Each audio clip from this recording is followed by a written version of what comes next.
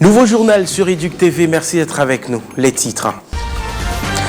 Inauguration de 10 bâtiments scolaires dans la province éducationnelle de Kinshasa Plateau par la ministre d'État à l'Éducation nationale, Raissa Malou, un projet rendu possible grâce à l'UNICEF et COICA, objectif améliorer l'accès et la qualité de l'éducation dans cette région. Et puis la flambée des cas de l'hypertension artérielle en République démocratique du Congo a atteint une proportion inquiétante. L'heure est grave, il faut agir. C'est dans cette optique que le centre de santé DREAM, en partenariat avec Louvain Coopération sur financement de l'Union européenne, ont outillé les personnels soignants de la zone de santé de l'Antsélé sur les dernières recommandations de l'OMS sur cette maladie, gage d'une riposte de taille.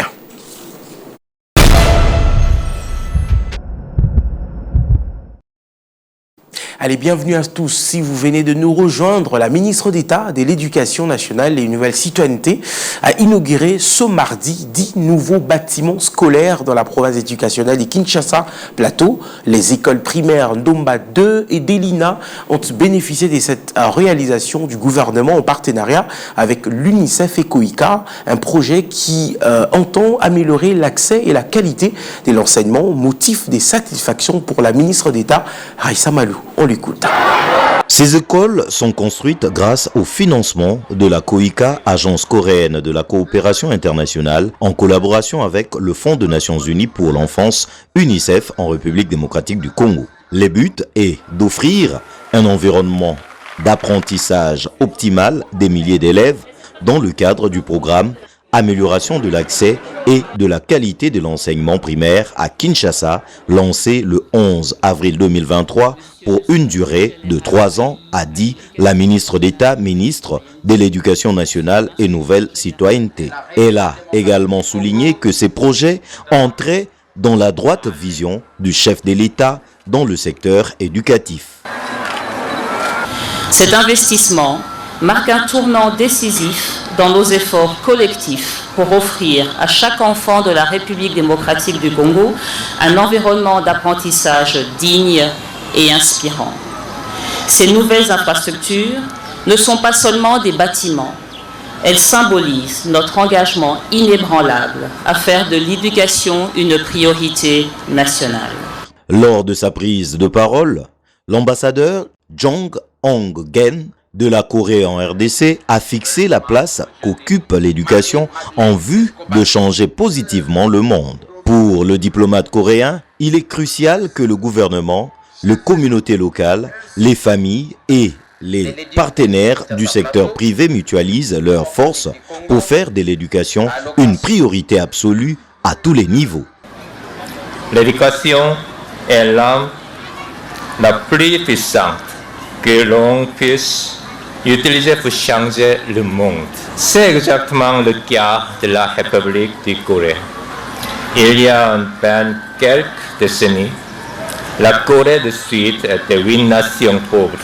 Grâce à un engagement sans paix en faveur de l'éducation, notamment à l'école primaire, nous avons réussi à transformer notre pays en l'une des économies les plus prospères et avancées au monde.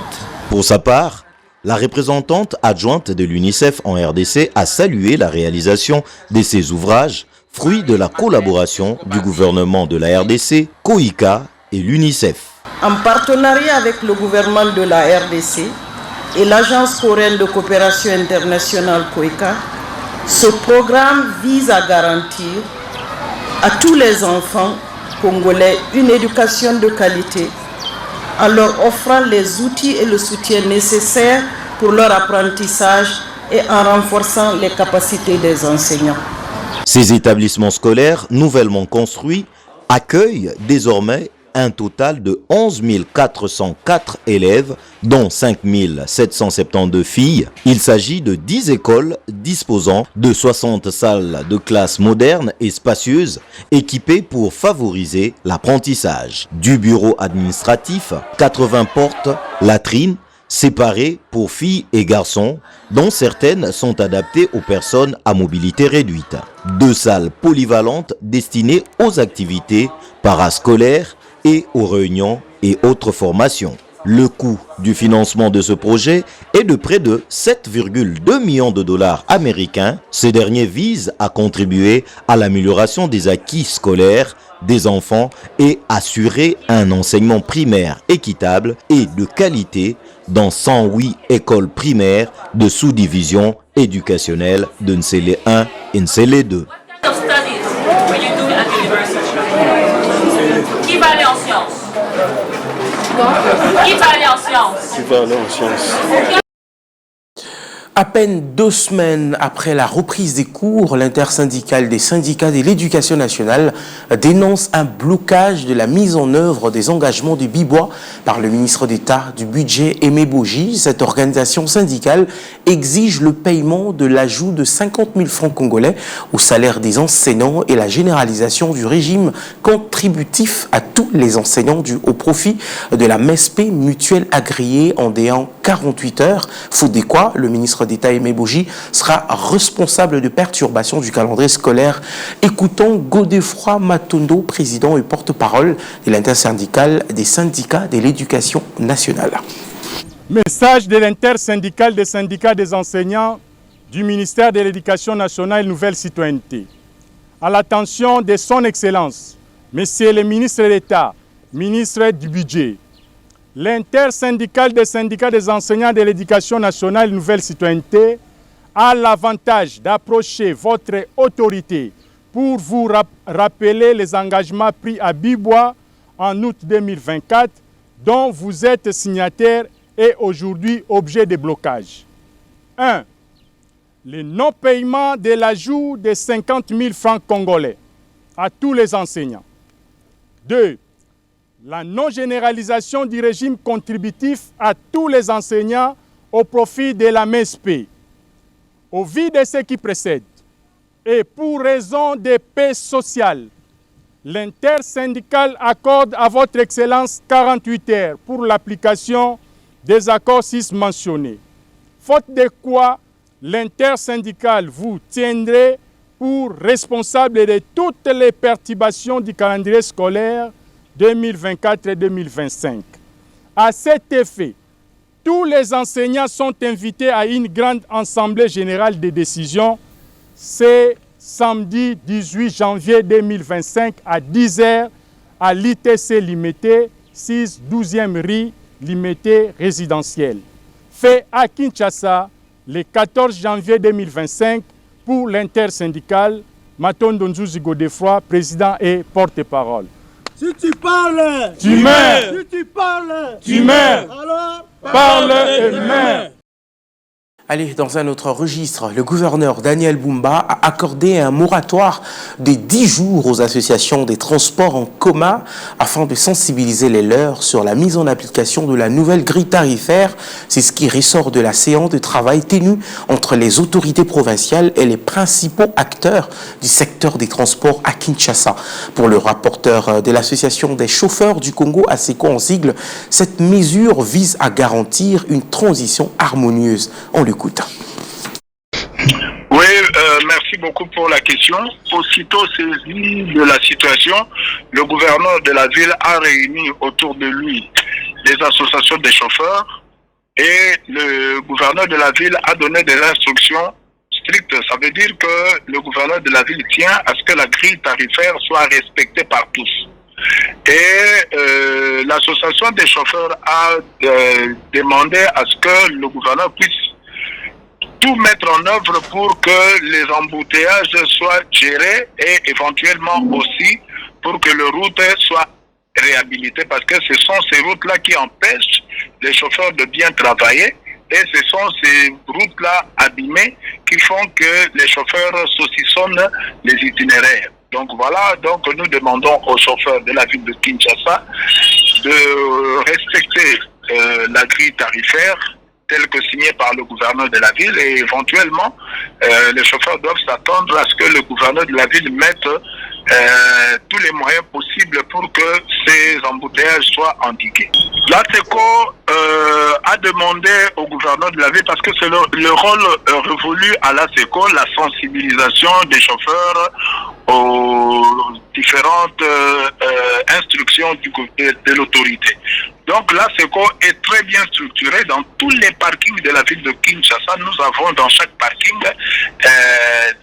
des comités, des chauffeurs qui sont là, bien organisés, et à chaque fois qu'il y a des instructions à donner, nous les passons automatiquement à ces présidents qui, à leur tour, les font passer aux chauffeurs qui sont dans les parkings. Donc, chez nous, il n'y a pas de problème. Là, c'est que dans tous les parkings, est organisé en comité. Et c'est ça qui fait que à chaque fois qu'il y a un problème, nous puissions en sorte faire passer le message. Allez, l'hypertension artérielle continue à faire des victimes en République démocratique du Congo. Face à cette situation d'urgence sanitaire, l'heure est au recyclage des professionnels de santé pour une riposte détaillée. C'est dans cette optique que le centre de santé DREAM de la communauté catholique Saint-Egidio, en partenariat avec Louvain Coopération sur financement de l'Union européenne, ont outillé les personnels soignants de la zone de santé de l'Antsélé sur les dernières recommandations de l'OMS sur cette maladie. C'était le mardi dernier au centre DREAM à Bibois, dans la commune de l'Antsélé. L'hypertension artérielle devient de plus en plus un véritable problème de santé publique en République démocratique du Congo. Chaque année, une flambée des cas s'observe à travers le pays. Face à cette urgence sanitaire, une stratégie de riposte s'impose. C'est dans cette optique que le centre DREAM, en partenariat avec Louvain Corporation, sur financement de l'Union européenne, ont choisi de recycler les personnels soignants de la zone des santé de l'Antsélé sur les nouvelles recommandations de l'OMS quant à la prise en charge de cette maladie. Plusieurs personnes font face à cette maladie, nombreux sans connaître effectivement qui sont avec ces problèmes, et ce sont souvent des découvertes fortuites. Et pour d'autres, ce sont des malades qui arrivent déjà avec des chiffres tensionnels très élevés, mais aussi soit avec des tableaux de complications. Nous saisissons cette opportunité pour remercier effectivement l'Union européenne et Louvain Coopération qui nous ont permis d'aborder cette question aussi importante et de pouvoir effectivement arriver à donner des soins de qualité aux patients se présentant avec hypertension artérielle. Vu la forte croissance démographique que connaît cette zone de santé ces dernières années, il était plus qu'opportun de songer à de telles initiatives. C'est une bonne affaire pour nous, puisque l'hypertension artérielle fait des gaffes dans notre secteur, dans notre République, dans la République démocratique du Congo. Et c'est à cette occasion que nous profitons de cette formation pour que les gens puissent se prendre en charge très bien. Il faut que cette formation soit faite. Comme cette formation est organisée par DREAM, nous les félicitons. Vraiment, en tout cas, nous avons de bons souhaits sur ça. Suffisamment outillés, ces professionnels de la blouse blanche se disent très satisfaits de la formation et prêts à s'engager davantage dans le combat. Elle est positive vu que la formation est très importante pour plus d'apprentissage et recevoir plus de connaissances pour une prise en charge adéquate pour nos patients que nous recevons tous les jours. Raison pour laquelle, étant médecin, il faut toujours se recycler et apprendre régulièrement pour une prise en charge adéquate. Le centre DREAM Floribert Boanachui est un programme de santé de la communauté Saint-Egidio qui est un regroupement des laïcs catholiques disséminés à travers le monde. Cette organisation prend en charge d'une manière gratuite les malades atteints de la tuberculose, le VIH-Sida, le cancer du col de l'utérus, l'hypertension artérielle et autres maladies chroniques. La population habitant Mikonga dans la commune de l'Antsélé se plaignent de l'installation d'une poubelle publique dans leur quartier. Les mauvaises odeurs qui proviennent de cette décharge les exposent à de nombreuses maladies. Ils lancent un SOS aux autorités tant nationales que municipales. Reportage. La mauvaise gestion des immondices pose un sérieux problème à Kinshasa, à l'instar du quartier Mikonga dans la municipalité de l'Antsélé, où les déchets jonchent les lieux publics. Ici, la population est exposée tant par les odeurs nauséabondes ainsi que par des maladies anaérobiques suite à cette exposition qui devient un problème de santé publique. Un casse-tête pour certains parents et élèves pour qui cette situation paralyse leur quotidien. Quand il pleut ici, l'eau et ses immondices envahissent nos maisons.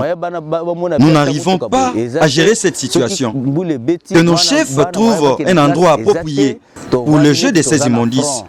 Nous vivons comme au fond, pas même de circulation suite à ces poubelles. Pendant la pluie, cette petite source communément appelée Mucholi fait déplacer nos poubelles. Il nous arrive de ne pas atteindre le milieu scolaire. L'argent que j'ai à main, au lieu que j'achète quelque chose à manger, nous payons des gens qui nous transportent. Nous demandons aux autorités de nous venir en aide, sinon la situation est pénible.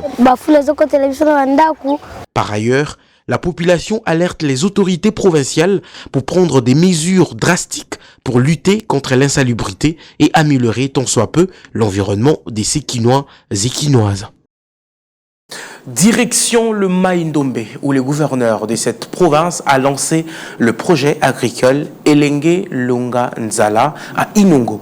Le patron du gouvernorat du Mai-Ndombe a distribué des intrants agricoles afin de permettre à ses agriculteurs de se lancer dans la culture comme le veut le président de la République Félix-Antoine Tshisekedi Tshilombo et de lutter contre la famine et la malnutrition. Correspondance de Blaise Mabala.